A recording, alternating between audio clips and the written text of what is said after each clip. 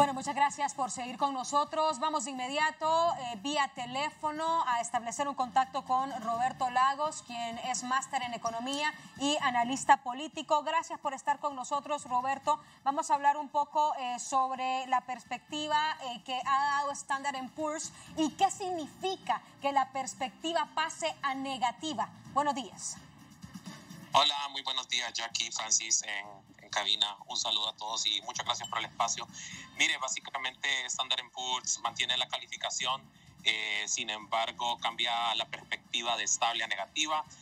Recordemos que Standard & Poor's utiliza dentro de sus elementos para poder realizar esta calificación, utiliza elementos de ámbito institucional, ámbito político, ámbito de tema fiscal, tema monetario, y básicamente tomando todos estos elementos y reformas estructurales como son el tema del ENE, ¿verdad? Tomando estos elementos, ellos desarrollan esta metodología y básicamente expone como que el tema de consolidación en el tema fiscal, es decir, todo el tema fiscal y el tema de déficit de cuenta corriente, pone en riesgo las perspectivas de cara hacia el futuro en cuanto al récord crediticio del país, ¿verdad? ¿Qué significa entonces que esta perspectiva pase a negativa? Significa que ellos miran con cierto riesgo o tratan de enviar el mensaje de que hay un riesgo en el tema fiscal, ¿verdad? Que podría poner presión sobre la deuda y adicionalmente existen ciertos riesgos en el tema de la cuenta corriente, ¿verdad? Es decir, desequilibrios de la balanza de pago, ¿verdad? Entonces, básicamente, con estos dos elementos, ellos ponen perspectiva negativa, sin embargo, todavía no le realizan un downgrade, es decir, una baja en la calificación al gobierno de Honduras.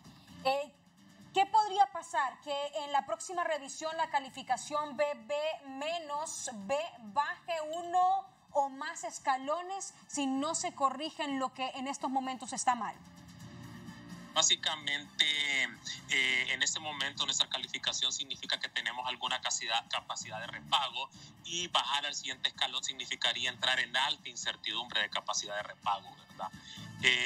Y en este sentido, esto lo que hace es que el crédito, ¿verdad? Es decir, el crédito que el gobierno puede obtener, es decir, con el mercados internacionales se encarece, ¿verdad? Además, no promueve buenas condiciones para poder tener un próximo acuerdo con el Fondo Monetario. ¿Cuáles son esos elementos que usa Standard & Poor's para poder realizar esta calificación?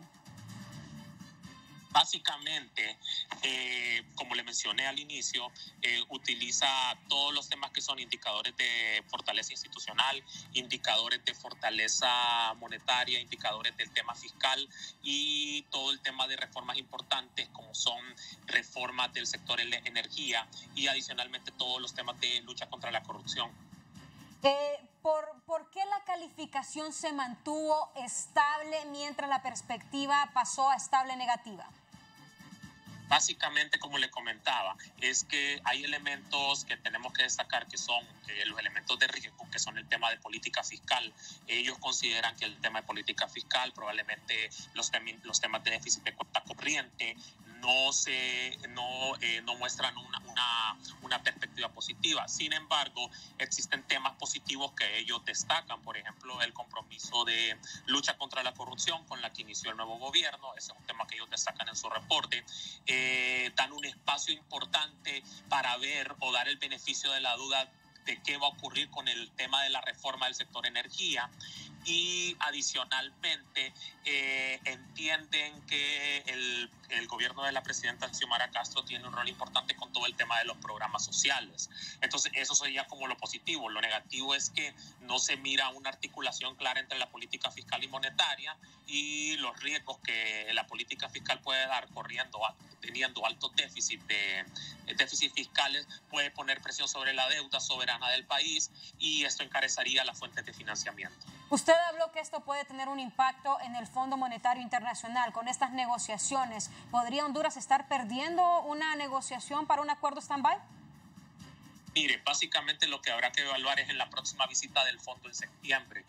Tenemos que tener claridad que el fondo le ha pedido, está interesado en firmar un acuerdo con el fondo, con el gobierno de Honduras, pero le ha pedido básicamente tres elementos. Uno es subir la tasa de política monetaria. El otro elemento es no continuar utilizando reservas internacionales para el tema fiscal. Y el tercer elemento es un tema de reforma del sector energía. Si esto se mueve y llegan a este acuerdo de condiciones, esto estaría entrando en directorio en el mes de noviembre y por lo tanto, si se llegara a firmar un acuerdo con el fondo, esto ocurriría hasta enero del próximo año. Ahora tendremos que ver si realmente se logra firmar un acuerdo con el fondo o se firma un instrumento que se llama EFF, que no es un acuerdo con el fondo, pero es un tipo de acuerdo de compromiso entre el gobierno de Honduras y el Fondo Monetario Internacional. Ahora bien, vamos a analizar un poco ese tuit que ha posteado la propia secretaria de Finanzas, en donde ha hablado de la calificación, sin embargo, no se ha pronunciado sobre las perspectivas. Sí, básicamente yo pienso que hay un tema de comunicación. Estoy totalmente de acuerdo con ella en el sentido de que se mantiene la calificación, pero parte de saber comunicar. Entonces yo pienso que de repente los aspectos negativos del tema fiscal, si usted observa el documento, usted mira que Standard & Poor's le da una calificación de 6 al tema fiscal en Honduras. Recordemos que 1 es excelente, 6 es la peor calificación que usted puede obtener. Entonces, en la perspectiva fiscal le da un tema de 6. Sin embargo, cuando usted observa los temas que ellos resaltan, y probablemente se debió enfocado en comunicar eso, es el tema de la oportunidad que hay con el tema de la reforma del sector energía, número 1. Número 2, el tema de los programas sociales. Y número 3, un compromiso que ellos conversan del tema de lucha contra la corrupción, ¿verdad? Sí, podemos observar también que la secretaria de Finanzas en ese tuit no tomó en cuenta la actual recaudación, la cual ha sido récord. Ha dicho que Standard & Poor's no ha tomado en cuenta, el segundo tuit específicamente, la recaudación que ha sido récord. ¿Qué podemos decir al respecto? Mire, aquí hay que entender dos elementos. Hay un elemento importante con respecto a los temas de recaudación durante periodos de inflación y en los momentos en los cuales se hace la evaluación de la recaudación. Nosotros sabemos que en estos meses es cuando se vencen los plazos de pago de impuestos sobre rentas, de pago de impuestos. Entonces, obviamente se va a incrementar esta recaudación. Ese es un primer elemento. Pero el segundo elemento es que en periodos de alta inflación, generalmente la recaudación incrementa, porque las personas, los precios suben y se paga más impuestos sobre ventas, ¿verdad? Entonces, por darle un ejemplo, entonces si usted observa, en todos los países del mundo, la alta inflación va acompañada con recaudaciones récord, ¿verdad? Entonces, ahí falta separar bien ese elemento. Ahora, Standard & Poor's no va a tomar eso como un elemento de política fiscal, que se esté recaudando más. Standard & Poor's va a tomar como elemento qué es lo que se va a hacer con esos recursos, ¿verdad? ¿Cuál es la política fiscal? ¿Se va a regresar al orden de las finanzas públicas? ¿Cuál es el plan? ¿Qué se va a realizar con el tema de las reservas internacionales? ¿Se van a utilizar para temas de inversión? ¿Cómo se va a afrontar el tema del sector energía? ¿Va a tener éxito las negociaciones del sector energía? Entonces, cuando usted observa, son un montón de elementos. Entonces, el tema de recaudar más no es un elemento per se para mejorar una calificación. Es el tema de cuál es el plan fiscal y monetario de largo plazo.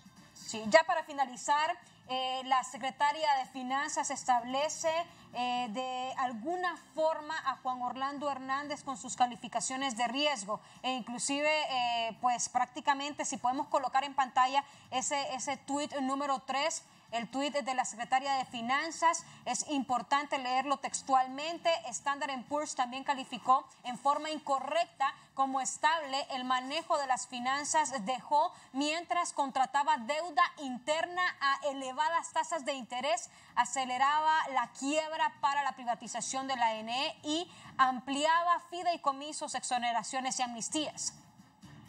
Sí, mire, con respecto a ese tema hay que entender dos puntos. Y esto lo voy a hablar desde la perspectiva de lo que dicen los reportes de Standard & Poor's. El gobierno que presidió el expresidente Hernández tuvo mejora de su calificación. La última mejora que tuvieron fue en el año 2017, si bien no recuerdo, cuando se pasó de alta incertidumbre de capacidad de repago, que es una calificación que no es buena, a una calificación de alta alguna capacidad de repago, ¿verdad? ¿Por qué sí se mejoró? Bueno, porque se aprobó la ley de responsabilidad fiscal y porque se aprobó la ley de reforma del sector eléctrico y la reforma.